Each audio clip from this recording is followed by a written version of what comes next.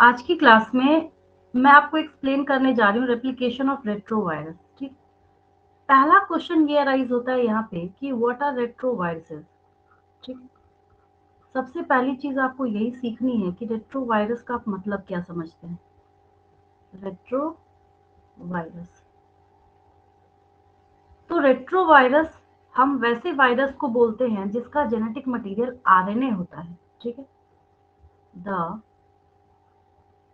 Virus which contains the virus which contains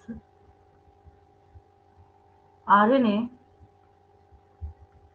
as genetic material, as genetic material, वैसे viruses को हम लोग क्या कहते हैं, रेट्रोवायरस बोलते हैं। ठीक है, तो एक ना थोड़ा सा यहाँ पे कॉमन सेंस लगाना है आपको। क्या, एक रफ वर्क है, ये आपको नोट करने की जरूरत नहीं है। मैंने आपको चैप्टर 6 में सेंट्रल डॉगमा बताया था। सेंट्रल डॉगमा में मैंने आपको ये बताया था डीएनए आरएनए बनाने का काम करता है, आरएनए प्रोटीन बनाने का काम करता है। ठीक, तो DNA is the most abundant genetic material. अगर डीएनए खुद अपनी कॉपी बनाता है तब तो वो रेप्लिकेशन हो गया, तब तो वो क्या हो गया, रेप्लिकेशन हो गया। लेकिन हम यहाँ पे रेप्लिकेशन ऑफ रेट्रोवायरस देख रहे हैं। इसका ये मतलब है कि वायरस जो कि एक जेनेटिक मटेरियल के तौर पे आरएनए को लेके किसी सेल के अंदर, यहाँ पे एक एनिमल सेल आपको इस बॉक्स के अंदर शो किया जा रहा है। अगर किसी एनिमल सेल के अंदर कोई वायरस एंटर कर जाता है फिर क्या होगा, कैसे होगा, किस तरीके से होगा, कैसे वो अपने नंबर को इंक्रीज करेगा। एक और दूसरी चीज जो आपको दिमाग लगानी है, अच्छा वायरस जो जेनेटिक मटेरियल लेके इन करेगा वो तो आरएनए है, लेकिन आपकी बॉडी का जेनेटिक मटेरियल क्या है, डीएनए। ठीक है, तो किसी ह्यूमन के अंदर आरएनए जब जेनेटिक मटेरियल इन करेगा तो इसके पास सबसे बड़ा चैलेंज पता है क्या होता है, इसको इसको आरएनए से डीएनए फॉर्म करना है। ये इतना ज्यादा स्मार्ट होता है, इसको पता है कि आरएनए से डीएनए कैसे फॉर्म करना है। जब डीएनए से आप आरएनए बना रहे थे तो उसको आप ट्रांसक्रिप्शन बोलते थे, तो जब आरएनए से डीएनए बन जाएगा तो उसका नाम क्या हो जाएगा, रिवर्स ट्रांसक्रिप्शन हो जाएगा। यानी यहाँ पे देखिए viral DNA is produced bye reverse transcriptase, और उस एंजाइम का नाम रिवर्स ट्रांसक्रिप्टेज हो जाएगा। एंजाइम का नाम क्या हो जाएगा, रिवर्स ट्रांसक्रिप्टेज हो जाएगा। तो ये कुछ बेसिक चीजें थी जो मैंने आपको समझाई यहाँ पे। ठीक है, जो आप जानते भी थे ऑलरेडी, काफी पहले भी मैंने आपको ये सारी चीजें बता रखी हैं, सिर्फ मैंने आपको अभी रिमाइंड कराया है कि हाँ ये सारी चीजें आपने सीख रखी है और इसका क्या मतलब है, कैसे कीजिएगा आप इसको। ठीक है, अब यहाँ पे ये क्वेश्चन अराइज होता है कि आखिर हम इस रेट्रोवायरस का रेप्लिकेशन पढ़ क्यों रहे हैं। इसलिए पढ़ रहे हैं कि जब यहाँ पे एड्स का जिक्र आता है, ठीक है, जब कभी भी एड्स का नाम सुनने में आता है, ए आई डी एस, एड्स, जब आप इसको एब्रिविएट कीजिएगा तो आपको क्या मिलेगा, acquired acquired immuno acquired immunodeficiency deficiency syndrome, acquired immunodeficiency syndrome। ठीक है, एड्स जो है ये acquired immunodeficiency syndrome। अच्छा, इसको ना थोड़ा ध्यान से एनालाइज करने की कोशिश कीजिए। यहाँ पे क्या है, acquired, यानी कि इस ह्यूमन बीइंग को अपने लाइफ टाइम की ड्यूरेशन में ये अक्वायर हुआ है। ठीक है, बाय बर्थ नहीं था इसके पास, जब होगा वो बात की बात है, वो हम लोग देखेंगे। इम्यूनो डेफिशिएंसी, इसका मतलब है कि इस पर्सन के इम्यून सिस्टम में कमी होगी। और सिंड्रोम का मतलब है ग्रुप ऑफ सिम्टम्स। जरूरी नहीं कि सिर्फ इसको सर्दी खांसी या फिर कुछ और, इसका इम्यून सिस्टम इतना ध्वस्त हो चुका होगा कि कोई भी इंफेक्शन हो इसको सबसे पहले लगेगा। तो हम यहाँ पे सिंड्रोम, डिजीज नहीं लिख रहे हैं, हम यहाँ पे सिंड्रोम लिख रहे हैं। सिंड्रोम का मतलब होता है ग्रुप ऑफ सिम्टम्स। ठीक है, तो एड्स को कॉज करने का काम एक वायरस करता है। कौन करता है, एक वायरस करता है। तो एड्स के कॉजेटिव एजेंट को जब हम लोग देखते हैं, एड्स के किसको देखते हैं, जब हम कॉजेटिव एजेंट को देखते हैं, कॉजेटिव एजेंट को जब हम देखते हैं तो इसका कॉजेटिव एजेंट क्या है? इसका पॉजिटिव एजेंट है HIV। ये क्या हो गया? ह्यूमन इम्यूनो डेफिशिएंसी वायरस हो जाएगा। ये ह्यूमन में कॉज कर रहा है, तो क्योंकि ह्यूमन का पढ़ रहा है तो हमने इसको HIV का नाम दे दिया है ना। तो ये हो गया यहाँ पे, दैट इज HIV जो है that is human immuno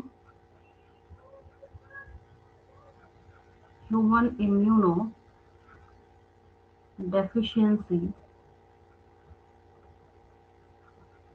human immuno deficiency virus. Human immuno deficiency virus ये एड्स को कॉज करने का काम करता है। अच्छा, तो क्या कंक्लूजन निकला आप समझ रहे हैं? अच्छा, अब हमें क्या करना है, ये जो HIV है यानी ये जो वायरस है, हमें ये सीखना पड़ेगा कि ये किसी एनिमल सेल के अंदर जाके करता क्या है। बात समझ आई कि ये क्यों पढ़ रहे हैं आप, या फिर आपको ये क्यों पढ़ना है, क्यों सीखना? बहुत आसान तरीके से बताऊंगी। इसके बाद ये पूरा जो है ना, यहाँ पे ये जो आपको रे स्कीम के तौर पे जो बताया हुआ है, इसको आप बिना देखे हुए नोटबुक में बना सकते हैं, बशर्ते कि आपको क्या करना है, इसको ध्यान से सुनना है और बिल्कुल कंसंट्रेशन के साथ सीखना है। ठीक है, इसको स्टार्ट कहाँ से करते हैं? इसको स्टार्ट करते हैं एक रेट्रोवायरस से।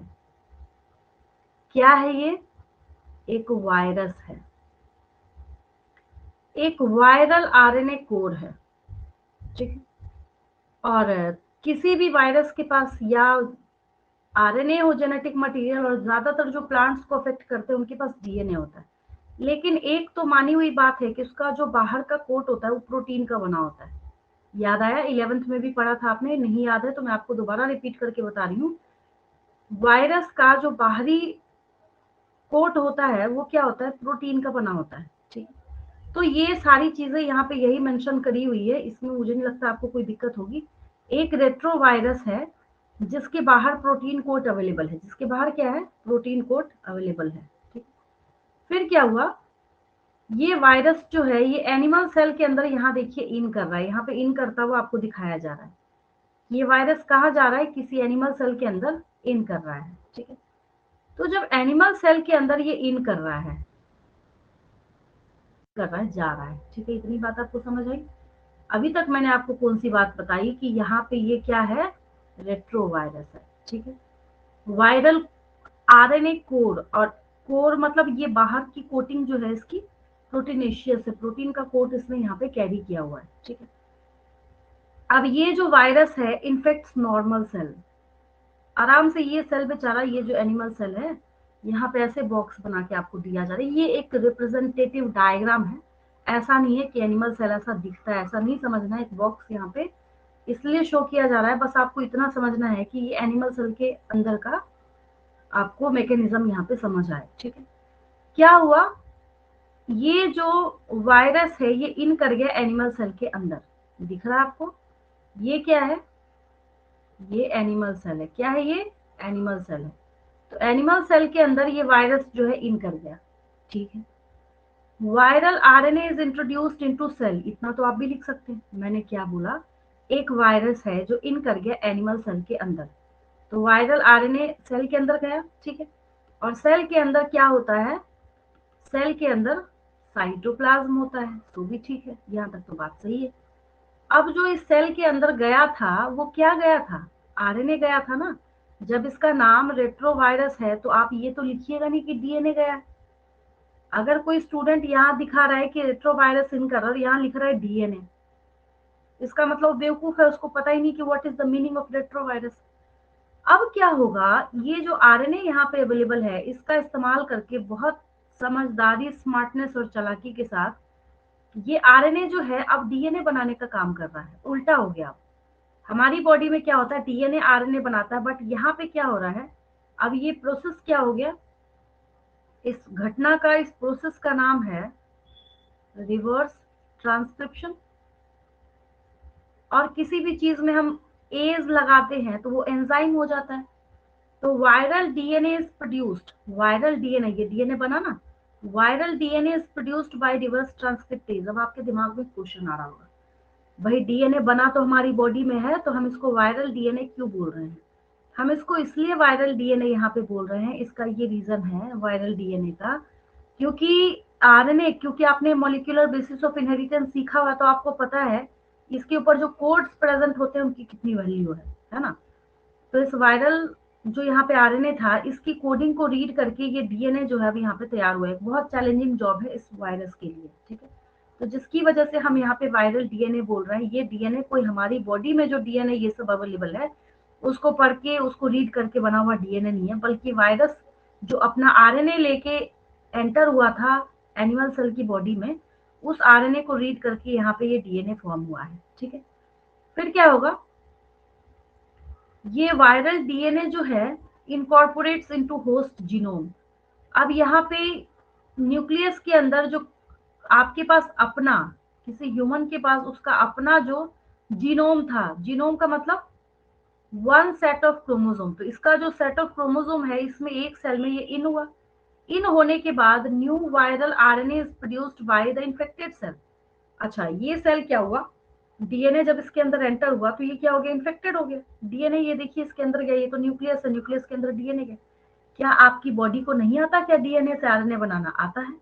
तो ये जो डीएनए है अब एचआईवी फैक्ट्री बन गया, न्यू वायरसेस आर प्रोड्यूस्ड। फिर क्या हुआ, ये आरएनए को कैरी करने वाले, अब जैसे ये इन हुआ था, समझिएगा बहुत ध्यान से, यहाँ पे ये एक इन हुआ था, जैसे इंडिया में ईस्ट इंडिया कंपनी आई थी ना, जब उन्होंने इतने सालों तक अपना यहाँ पे क्या किया, शासन किया, एग्जैक्टली उसी तरीके से आया तो ये अकेला था, ठीक है। अकेला आने के बावजूद भी इसने क्या करा, यहाँ पे खुद ही अपना पूरा साम्राज्य बना लिया। किसने?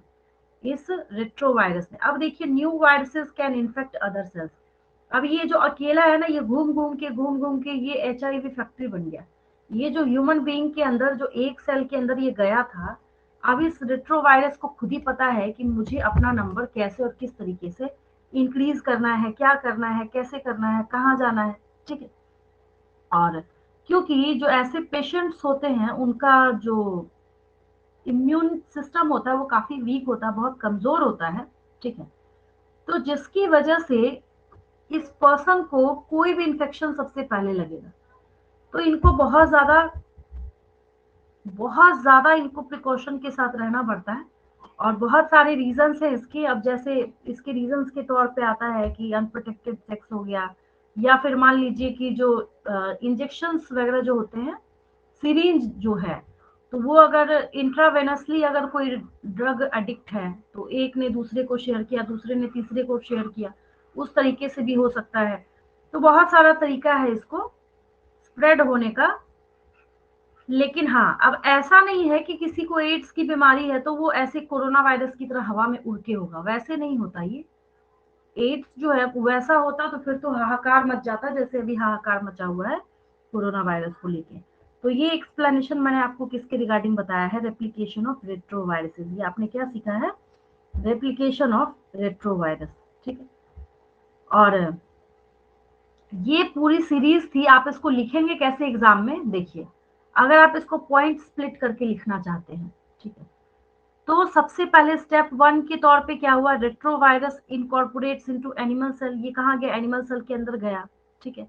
आप इसके बारे में थोड़ा सा इंट्रोडक्शन दे सकते हैं कि रेट्रो व्हाट, जैसे आपको लिखना है, जैसे मैंने यहाँ पे मेंशन करा कि व्हाट इज रेट्रोवायरस। तो retroviruses are the viruses which contains RNA as genetic material, ठीक है। ये इन हुआ एनिमल सेल के अंदर। एनिमल सेल के अंदर क्या हो गया, देन द वायरल डीएनए। मैं तो बच्चों को ये भी बोलती हूँ कि हाँ, जितने ये जो टर्म्स है ना लिखे हुए, इनको आप स्प्लिट करके एक एक पॉइंट बना सकते हैं। टोटल आपको पता है 10 प्लस पॉइंट्स बनते हैं। और 5 मार्क्स में से जब ये 3 का नहीं 5 मार्क्स का क्वेश्चन आता है, ये रेप्लिकेशन ऑफ रेट्रोवायरस है, तो अगर ये क्वेश्चन आया तो 5 में से हाफ मार्क भी कहीं से गुंजाइश नहीं होती किसी टीचर की कट करने की, ठीक है। तो ये रेप्लिकेशन ऑफ रेट्रोवायरसेस मैंने आपको समझाया है। दूसरा एक सवाल ये उठता है कि what is the diagnostic test for this AIDS. अगर किसी को हो गया, शुरुआती टाइम में तो बिल्कुल नहीं पता चलता, काफी लास्ट टाइम में जब पता चलता है कि उसको सारे इन्फेक्शन होने स्टार्ट हो गए, बहुत ज्यादा ये पेशेंट है इम्यूनो डेफिशिएंट है, अपने आप को छोटी मोटी बीमारी से बचा नहीं पा रहा है, कोई भी इन्फेक्शन हो रहा है तो सबसे पहले उसी को लग रहा है, वही सबसे पहले इन्फेक्ट हो रहा है, तब जाके एक डायग्नोस्टिक टेस्ट जो है उसको लिखा जाता है। ठीक है, एड्स के पेशेंट को। नेक्स्ट पेज पे हम लोग चलते हैं। हाँ, अगर इस पेज का आपको स्क्रीनशॉट लेना हो ले सकते हैं, हालांकि कुछ खास स्पेशल नहीं है, ले लीजिए। चलिए आगे बढ़ते हैं। अब हम डायग्नोस्टिक टेस्ट पे आते हैं इसके। ठीक है, तो इसका डायग्नोस्टिक टेस्ट क्या है? इलाइजा हम लोग बोलते हैं उसको, ELISA। तो लिख लीजिए यहाँ पे लिख लीजिए। Widely used, widely used, widely used diagnostic, a widely used diagnostic test, a widely used diagnostic test for AIDS।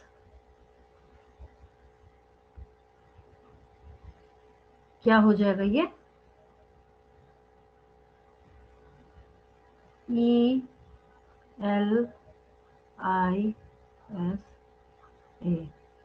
ये हो जाएगा enzyme, enzyme linked, enzyme linked immuno, enzyme linked immuno सोर्बेंट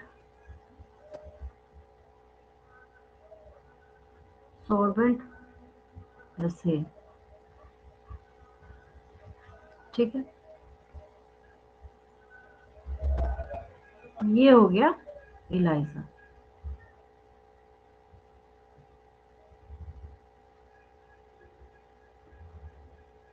सोर्बेंट ऐसे। ठीक है, ये इलाइजा टेस्ट हो गया, ये इसका डायग्नोस्टिक टेस्ट है। हाँ, एक चीज और है, एक इसमें टॉपिक है जो मैं ना भी लिखूं तो चलेगा, लिखने की जरूरत भी नहीं है, रिक्वायरमेंट भी नहीं है। जब यहाँ पे प्रिवेंशन ऑफ एड्स की बारी आती है, किसकी बारी आती है? Prevention of AIDS. तो आपको पता है एड्स डे जो है 1 दिसंबर को मनाया जाता है। तो फेस्टिवल तो है नहीं, उसमें किया जाता है, लोगों को अवेयर किया जाता है कि किससे बचना चाहिए, किससे प्रिकॉशन लेना चाहिए, कैसे हो सकता है, कैसे नहीं होगा। काफी ज्यादा एनजीओज भी है, वो इसके लिए काफी मेहनत मशक्कत करते हैं, क्योंकि जिसको होता है उसकी जिंदगी तो हेल हो गई, उसकी जिंदगी तो जीने लायक होती नहीं है। तो जब यहाँ पे बात आती है प्रिवेंशन ऑफ एड्स की, तो प्रिवेंशन ऑफ एड्स में बहुत सारी चीजें हैं, कैसे इसको किया जा सकता है। तो कुछ कुछ चीजें हैं यहाँ पे नॉर्मल जो आप ऑलरेडी जानते हैं। जैसे पहला है कॉन्शियस बिहेवियर,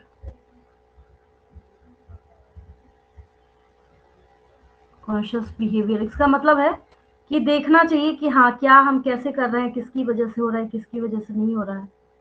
अब हाँ, ये भी हो सकता है कि न्यू बॉर्न को, अगर मदर इन्फेक्टेड है तो न्यू बॉर्न को मदर से तो हो सकता है ना, तो इसको कैसे क्योर किया जा सकता है? तो प्रॉपर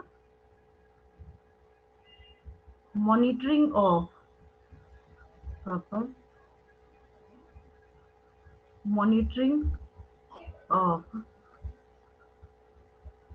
न्यू बॉर्न्स। अगर इसकी मदर कैसी है? अफेक्टेड है। तो शॉर्ट में ही लिख रही, बहुत ज्यादा स्टोरी लिखने कोई मतलब है नहीं, आप लोग खुद ही समझ सकते हैं ना। तो इसकी प्रॉपर मॉनिटरिंग होनी चाहिए अगर वैसा कोई इन्फेंट है जिसका बॉर्न होता है। ठीक है, बहुत ज्यादा जो इसमें सबसे बड़ा रोल है, WHO का भी बहुत ज्यादा रोल है इसमें। WHO ने यहाँ पे क्या बनाया? यहाँ पे बनाया NACO, देखा होगा आपने नैक को लिखा हुआ हर जगह पे, national AIDS national AIDS control organisation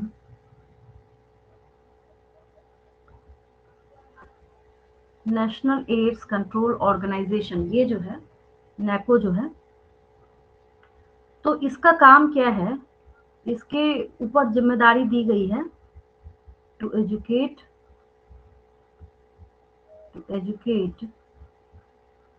and aware people. चलिए इसको कीजिए, उसके बाद कैंसर जो नेक्स्ट टॉपिक है उस पर मूव करेंगे हम लोग। इसका स्क्रीनशॉट लेंगे, छोटी छोटी चीजें हैं ये।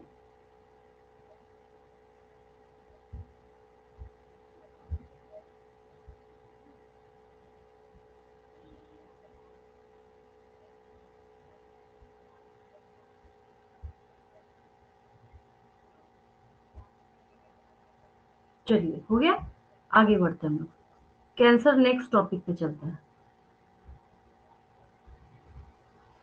ये अलग ही टॉपिक है बिल्कुल, कैंसर जो है ये टोटली डिफरेंट टॉपिक है। पहली बात तो ये है कि इसको समझने में बच्चों को, लोगों को बहुत ज्यादा दिक्कत आती है। कैंसर है क्या? जैसे आपने बहुत बार सुना होगा कि हाँ भाई ये है कोई जान पहचान में, या इस तरीके से ट्यूमर है, कहीं पे ट्यूमर फॉर्म हो गया, कुछ हो गया, ठीक है। तो कैंसर एक्चुअली में है क्या? पहली चीज तो ये है कि काफी ज्यादा ये डराने वाला डिजीज है। किसी को भी जब आप बोलते हुए सुनते हैं उसको कैंसर है, ये है, वो है, तो आपको सुन के थोड़ा सा लगता है कि अगर उसको क्योर नहीं किया गया तो इसकी लाइफ जो है वो ज्यादा टाइम तक है नहीं, ठीक है। होता ये है इस कैंसर के केस में कि सेल्स जो है अपने ग्रोथ को एबनॉर्मल कर लेते हैं। अगर एक सेल है, अगर क्या है, यहाँ पे एक सेल है, रफ वर्क है, अगर एक सेल अपने नंबर को क्या करता है, इंक्रीज करना स्टार्ट करता है, ठीक है।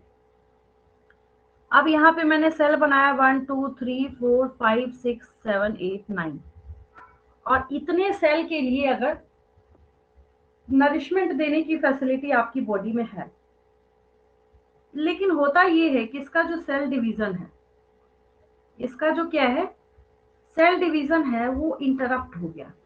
और सेल डिवीजन इंटरप्ट होने का मतलब है कि वो डिस्टर्ब हो गया। जैसे आपने देखा होगा ना, एक मैं आपको एग्जांपल देती हूँ छोटा सा, आपको समझ आ जाएगी बात। जैसे आपने देखा होगा टेलीविजन वगैरह पे ऐड होता है कि गुटखा लोग जो ज्यादा चबाते हैं। अच्छा, इसका मतलब है कि वो पर्सन क्या कर रहा है, माउथ के उसके जो नॉर्मल सेल्स हैं वहां पे किसी सेल को इरिटेट करने का काम कर रहा है। आपने देखा होगा उन लोगों को लगातार चबाते रहते हैं उसको, जो गुटखा वगैरह खाने का काम करते हैं, या फिर कहीं प्रॉपर रखा हुआ है।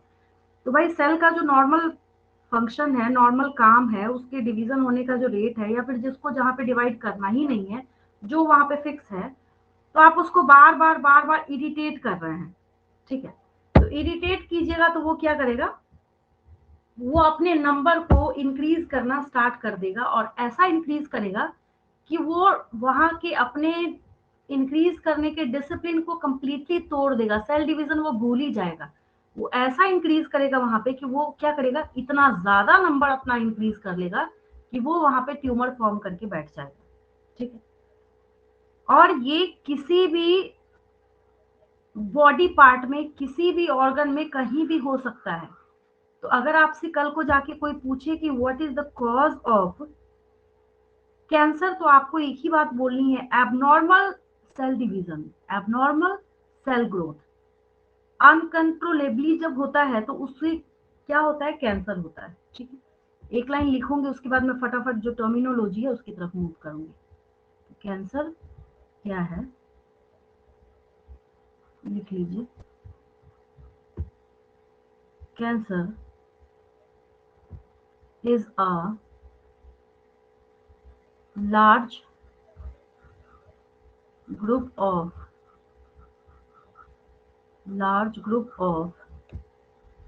diseases large group of diseases that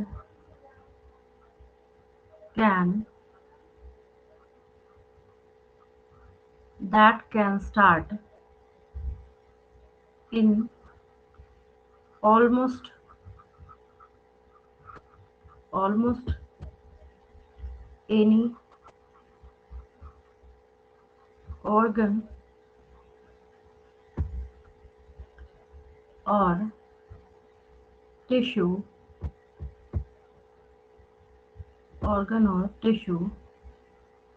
of the body, कहीं भी हो सकता है, किसी भी पार्ट में हो सकता है, when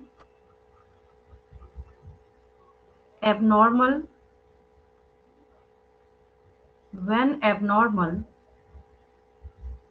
cells grow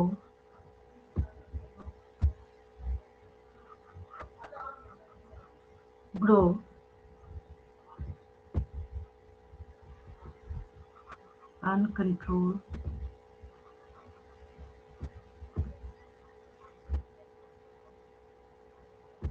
uncontrollably, go beyond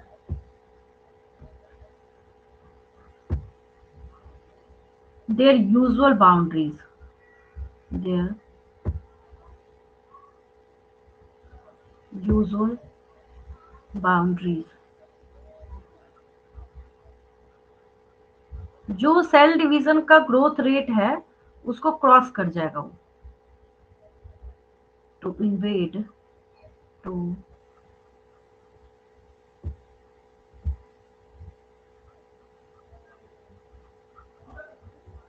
invade adjoining parts, to invade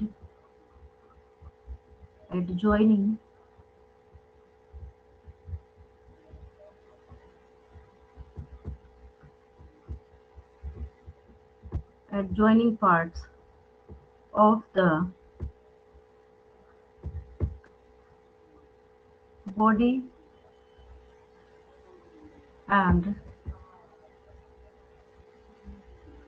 or spread to or spread to other organs, other organs। ये दूसरे पार्ट में भी स्प्रेड हो सकता है, कैसे ब्लड कैंसर वगैरह का केस देखा है आपने, तो उसके ऊपर भी हम आएंगे कि अगर वो एक ही जगह पे है तो उसका नाम क्या है, अगर वो एक जगह से दूसरे जगह स्प्रेड कर सकता है तो उसका नाम क्या है। ठीक है, अब देखिए फटाफट मैं टर्मिनोलॉजी की तरफ मूव करती हूँ और ये भी बताऊंगी कि इसमें से एक भी ऐसा टर्म नहीं है जिससे क्वेश्चंस आपके नीट के एग्जाम में नहीं पूछे गए हैं, सब के सब इंपॉर्टेंट टर्म्स है, बहुत ध्यान से समझेंगे। पहला मैं आपको यहाँ पे टर्म सिखा रही हूँ, दैट इज कॉन्टैक्ट इनहिबिशन। पहला टर्म है यहाँ पे कॉन्टैक्ट इनहिबिशन, कॉन्टैक्ट इनहिबिशन। देखिए कॉन्टैक्ट इनहिबिशन क्या है, नॉर्मल सेल्स के पास जो है, नॉर्मल मान लीजिए बॉडी का नॉर्मल सेल है, अगर आप इसको इरिटेट कर रहे हैं, किसी भी सेल के पास वो प्रॉपर्टी होती है, ठीक है, तो किसी भी सेल के पास ये प्रॉपर्टी होती है कि वो कैंसरस सेल में कल को जाके कन्वर्ट हो सकता है। इसको हम लोग क्या बोलते हैं, इसको हम लोग कॉन्टैक्ट इनहिबिशन बोलते हैं, इसको हम लोग क्या बोलते हैं, कॉन्टैक्ट इनहिबिशन बोलते हैं। लिखते जाइए फटाफट, normal sales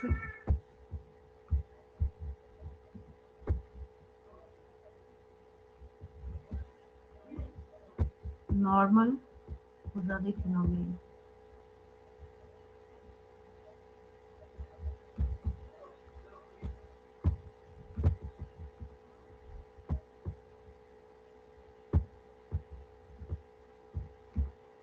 normal cells normal cells show of specific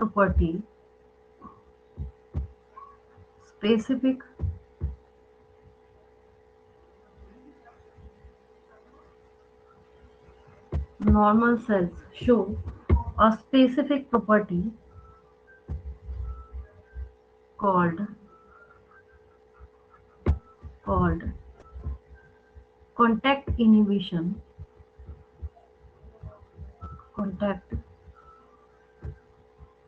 inhibition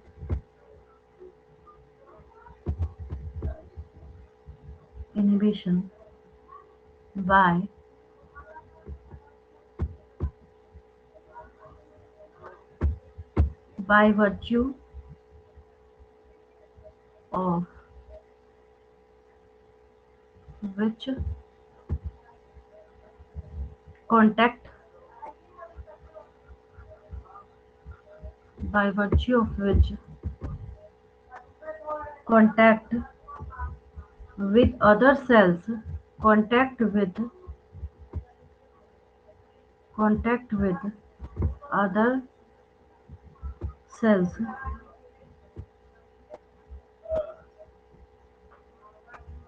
inhibits their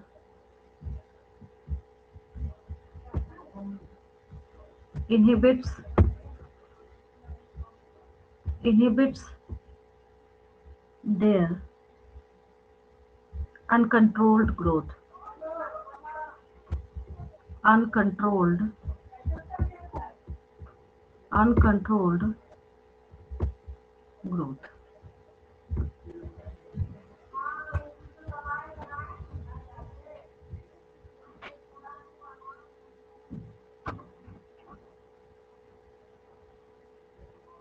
चलिए इसको नोट कर लीजिए।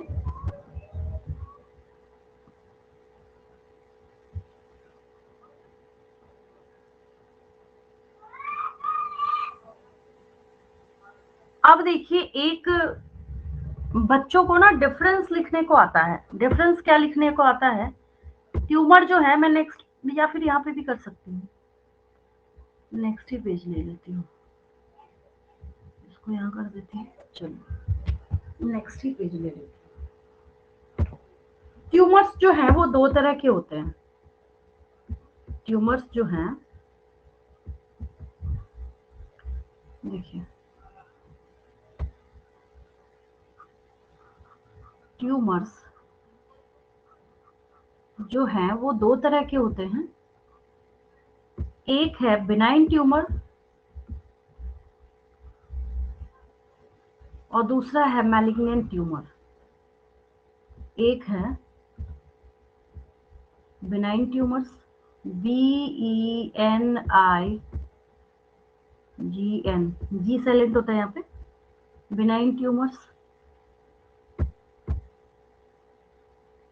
और दूसरा है malignant tumours, MALIGNANT, malignant tumours. अब इसको समझिए फटाफट। देखिए, तो बेनाइन ट्यूमर्स और मैलिग्नेंट ट्यूमर्स। बेनाइन ट्यूमर्स क्या है? ये अगर मान लीजिए किसी को ना माउथ कैंसर है, मैं एक एग्जांपल दे रही हूँ, किसी को माउथ कैंसर है तो वो उसके माउथ को ही परेशान करने का काम करेगा, दूसरे बॉडी पार्ट को परेशान, जैसे उसके हाथ को परेशान नहीं करेगा, उसके लेग्स को परेशान नहीं करेगा। तो अगर कोई ऐसा कैंसरस सेल है जो किसी एक स्पेसिफिक पार्ट में वहीं पे कन्फाइंड है, वो दूसरे पार्ट को डिस्टर्ब करने का काम नहीं कर रहा, तो इसको हम लोग क्या बोलते हैं? बेनाइन ट्यूमर बोलते हैं। ठीक है, लिख देती हूँ, बेनाइन ट्यूमर्स में लिख लीजिए, इसमें लिख लीजिए benign tumors, benign tumors, benign tumors normally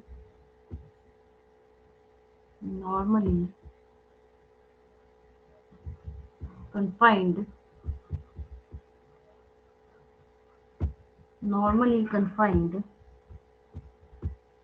to their original location, to their original location, to their original location, and don't spread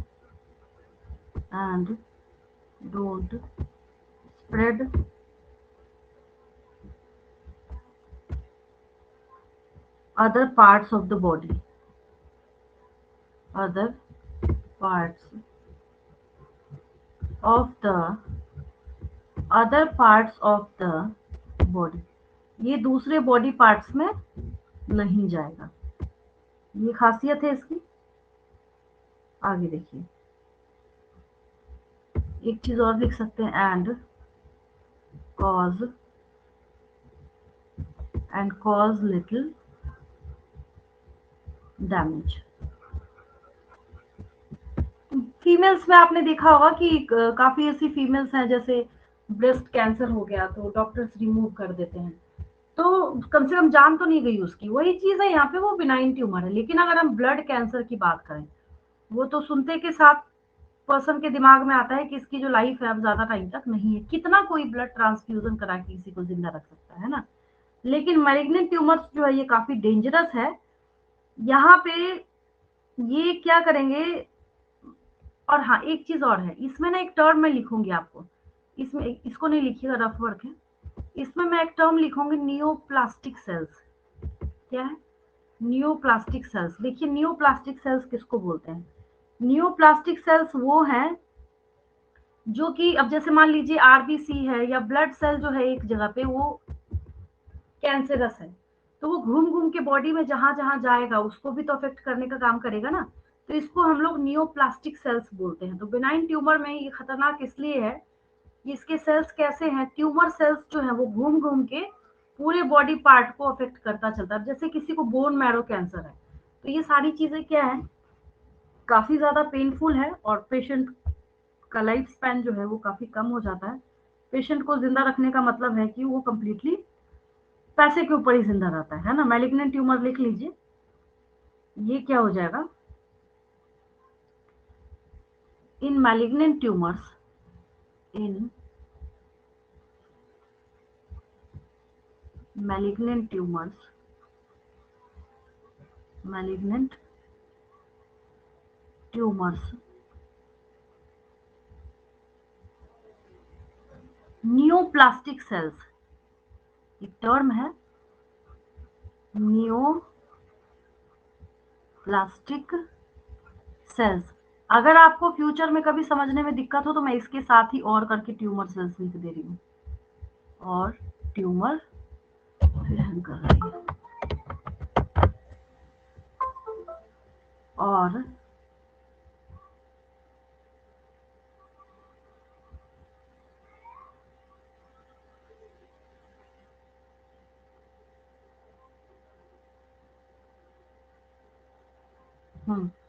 tumour cells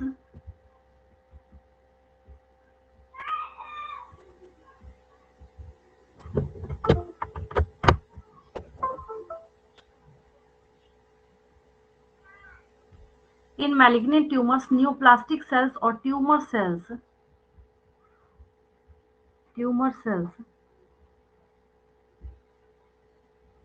grow very rapidly, grow very rapidly,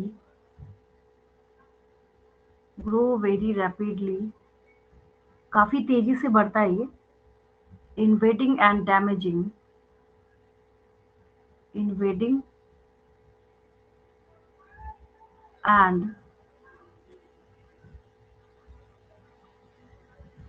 invading and damaging the surrounding normal tissues, the surrounding normal tissues।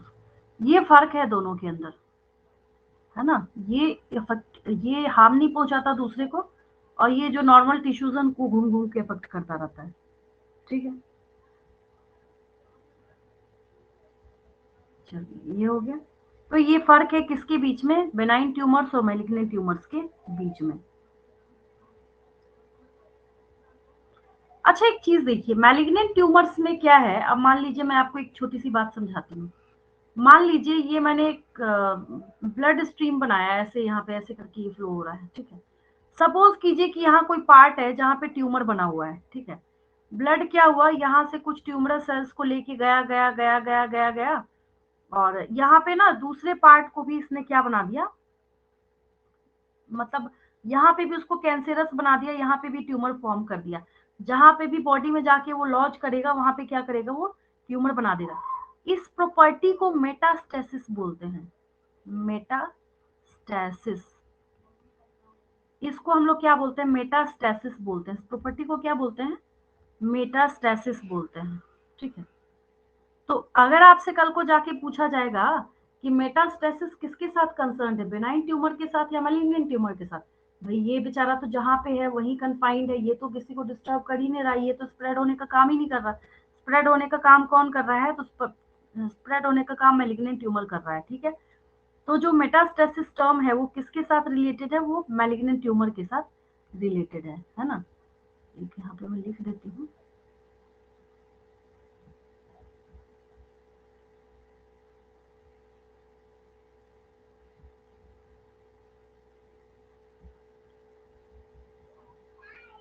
The neoplastic sales, the, अब तो आप समझ जाएंगे, the neoplastic sales और tumour cells और tumour cells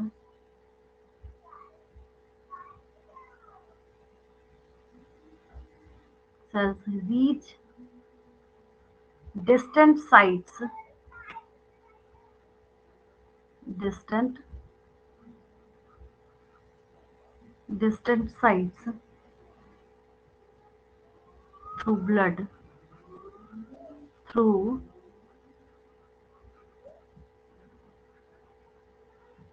through blood, and whether and whether and whether they lodged in the body, and whether they lodged in the body, in the body,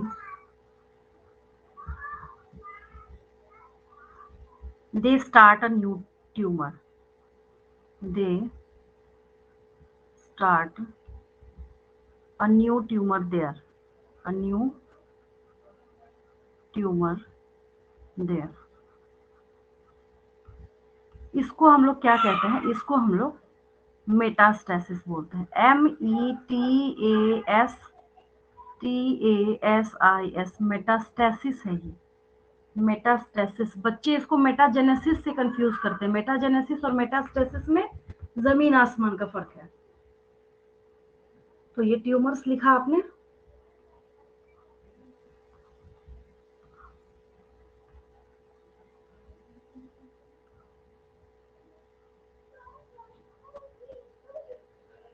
चलिए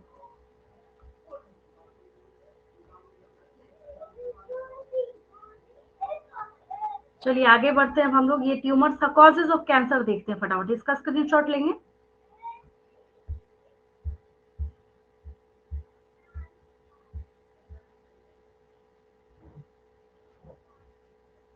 next देखिए, causes of cancer. छोटे छोटे terms हैं, ऐसा नहीं बोलूंगी कोई बहुत लंबी नोट है, नहीं। क्या कॉज हो सकता है, कॉजेज ऑफ कैंसर, कुछ टर्मिनोलॉजी है इसमें और कुछ नहीं है। जब कैंसर के कॉजेज हम लोग देखना स्टार्ट करते हैं, ठीक है, सबसे पहली चीज यहाँ पे एक टर्म आता है कार्सिनोजेंस। आपने देखा होगा ना, जैसे कुछ कॉस्मेटिक प्रोडक्ट्स जब आप खरीदते हैं, जैसे आप काजल खरीदते हैं, या फिर आप कई ऐसे प्रोडक्ट्स हैं जो आप खरीदते हैं, तो उसको टर्न करके देखेंगे तो वो खुद ही वार्निंग दिए रहता है, कहता है कि उसके पीछे लिखा रहता है मे बी कार्सिनोजेनिक, मतलब गारंटी नहीं ले रहा है वो, जितने अब लिख रहा है स्मज प्रूफ, आप उसको उतना वाटर प्रूफ बनाने के लिए जितने केमिकल्स का आप उसमें इस्तेमाल कर रहे हैं, तो हो सकता है कि कोई किसी को इरिटेट कर सकता है उसमें, है ना। तो कार्सिनोजेंस, कैंसर कॉजिंग एजेंट्स, पहले मैं लिख देती हूँ, कार्सिनोजेंस, शॉर्ट में लिख देती हूँ, that is cancer causing agents. Cancer causing agents are known as carcinogens, हो गया। देन क्या है यहाँ पे, कुछ ऐसे वायरस होते हैं जो कि कैंसर को फैलाने का काम करते हैं, उनको हम लोग क्या बोलते हैं, उनको हम लोग कहते हैं ओंकोजेनिक वायरस। ओंकोजेनिक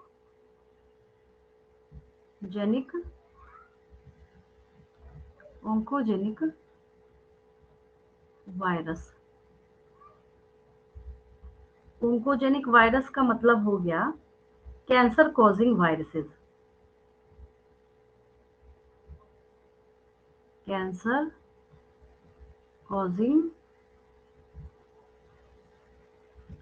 वायरसेस, हो गया बस, शॉर्ट शॉर्ट में समझते चलिए। उसको हम लोग क्या कहते हैं, ओंकोजेनिक वायरसेस। अब ओंकोजेनिक वायरसेस, अब ऑब्वियस है कोई ना कोई जीन लेके एंटर हुआ ना, जिसने उसको क्या किया, कैंसर फैलाने का काम किया। तो उसको हम लोग क्या कहते हैं, उसको हम लोग ओंकोजीन्स बोलते हैं। क्या बोलते हैं, ओंकोजीन्स बोलते हैं। ठीक है, आगे देखिए नेक्स्ट क्या है।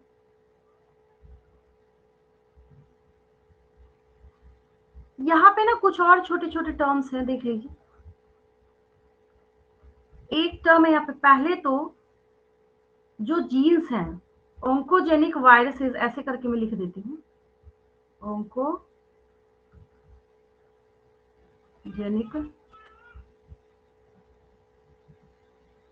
Oncogenic viruses have genes have, ऐसे कर लीजिए, have specific genes,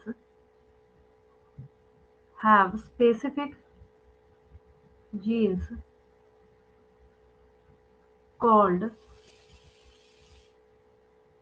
oncogenes, ONCOGENES,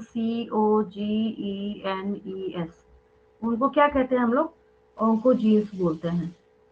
ठीक है,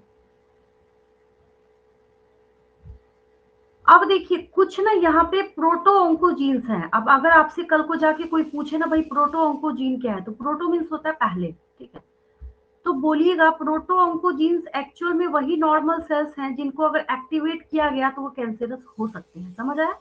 उनको हम लोग बोलेंगे प्रोटो ऑन्कोजीन्स। क्या हो जाएंगे ये, प्रोटो ऑन्कोजीन्स, इसमें लिख लीजिए।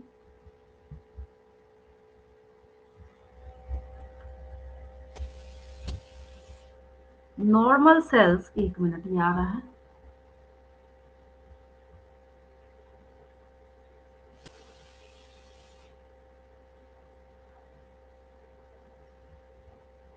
इसमें लिख लीजिए normal sales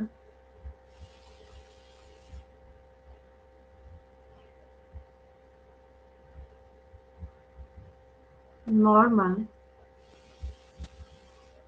cells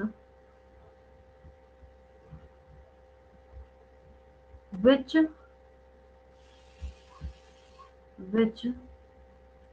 when activated when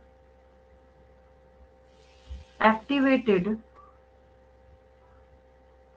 when activated under certain conditions, under certain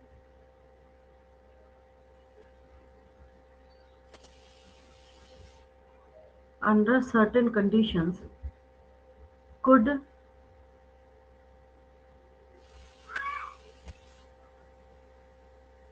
lead to oncogenic transformation, oncogenic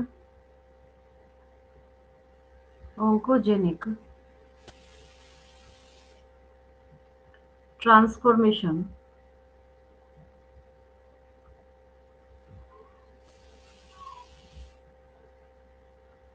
genic transformation of the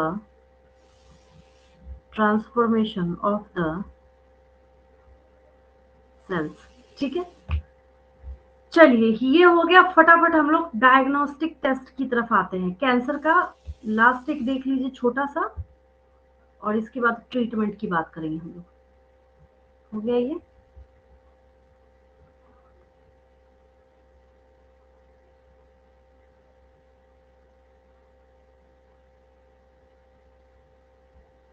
इसका स्क्रीनशॉट लेंगे, आगे बढ़ रही हूँ मैं।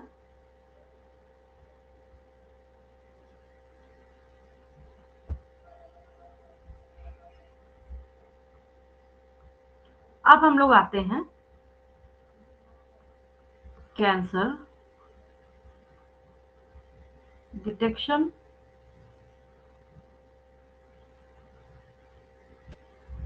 And diagnosis.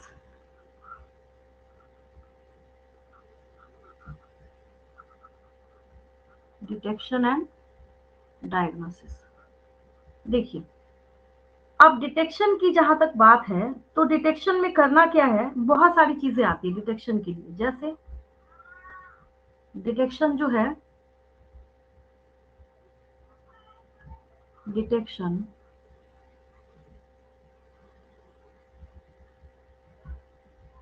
is based on is based on biopsy का नाम आपने सुना होगा, ठीक है।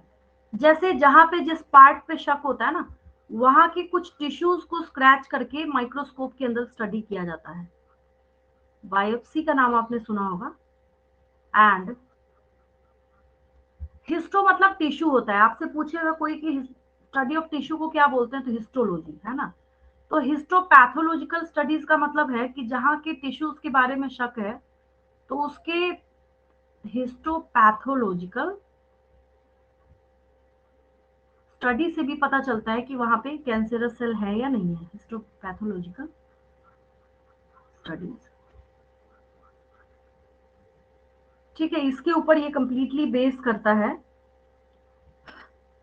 अब बहुत सारी चीजें हैं, जैसे आप ब्लड का देख सकते हैं, बोन मैरो टेस्ट है। अगर इंक्रीज सेल काउंट कहीं पे पता चलता है, तब भी पता चलता है कि उसको क्या है, कैंसर है। कुछ टेक्निक्स ऐसे हैं, जैसे डायग्नोसिस की जब हम बात करते हैं, शॉर्ट में लिख रही हूँ मैं, डिटेलिंग नहीं कर रही, मैं पहले ही बता रही हूँ। कुछ टेक्निक्स यहाँ पे ऐसी हैं जिसका हम यूज करते हैं इसको पता लगाने के लिए। जैसे रेडियोग्राफी। रेडियोग्राफी रेडियोग्राफी मतलब एक्सरेज का हेल्प लेके रेडियोग्राफी करते हैं, ठीक है। सीटी स्कैन का नाम आपने सुना होगा, मतलब computed tomography. Computed tomography computed tomography, ठीक है। एमआरआई का भी नाम सुना है आपने, MRI, magnetic magnetic resonance imaging.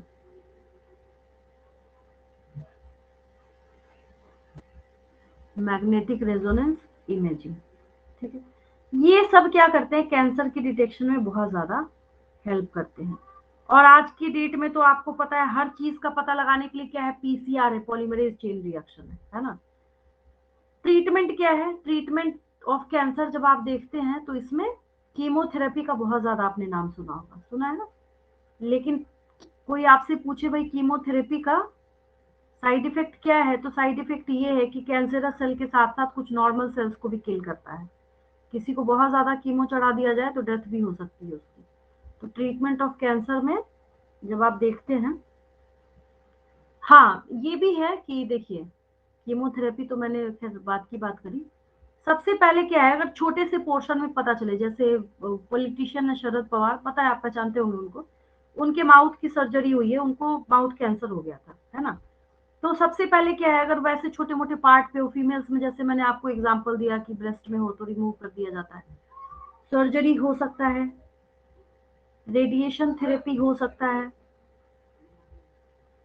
Radiation radiation therapy हो सकता है,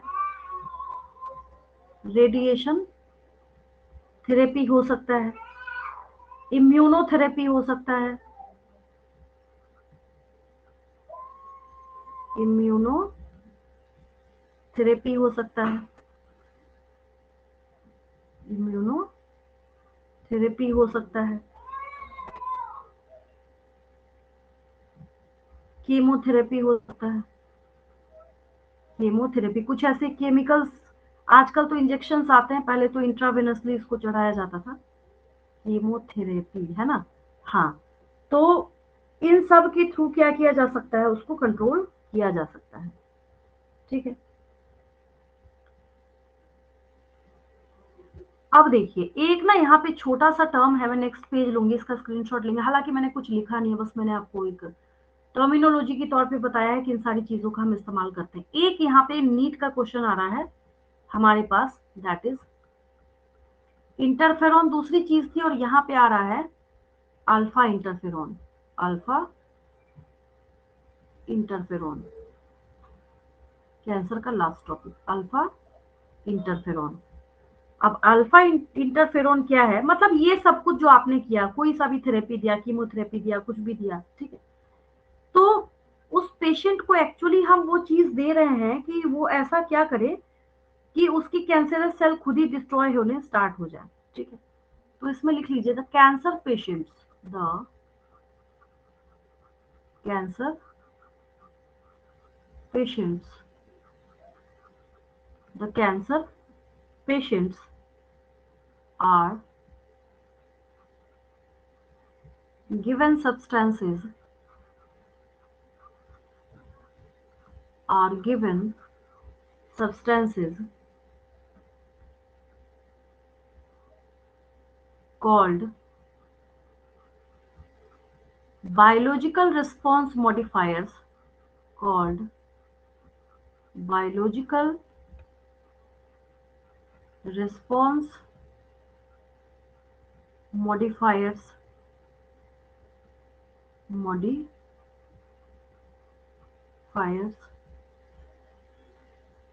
such as alpha interferons, alpha interferons,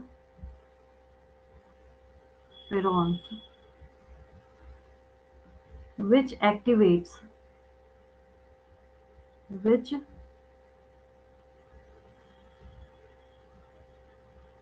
activates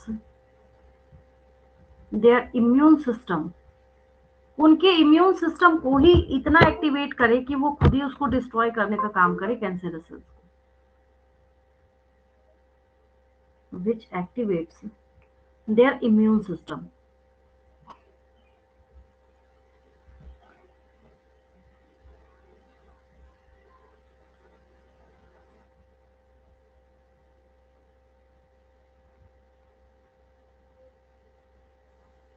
which activates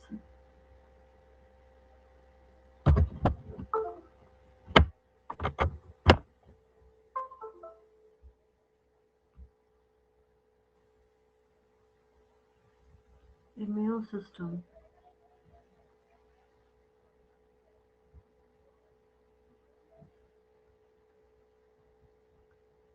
immune system and helps in destroying,